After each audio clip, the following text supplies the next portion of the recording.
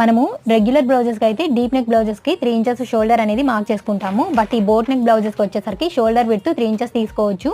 నేనైతే ఇక్కడ shoulder width అనేది 3 ఇంచెస్ అయితే తీసుకుంటున్నాను. మీకు తక్కువ కావాలి అంటే 2.5 ఇంచెస్కి మార్క్ చేసుకోండి. చూసారు కదా, మనకి నెక్ విడ్త్ వచ్చేసి 4.5 ఇంచెస్ ఉందన్నమాట.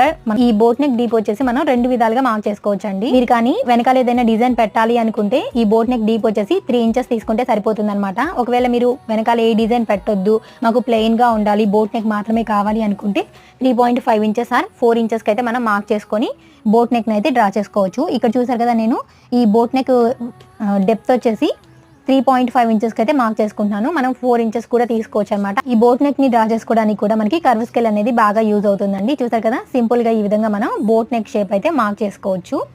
ఇప్పుడు ఈ షేప్ అయితే కటింగ్ చేసేసుకుందాం. ఇప్పుడైతే దీన్ని మనం ఓపెన్ చేసి చూద్దాం ఎలా వచ్చింది అనేది. చూసారు కదా, మనకి బోట్ షేప్ ఎంత బాగా వచ్చిందో. ఈ విధంగా సింపుల్ ప్రాసెస్ లో మనం బోట్ నెక్ అయితే కటింగ్ చేసుకోవచ్చు.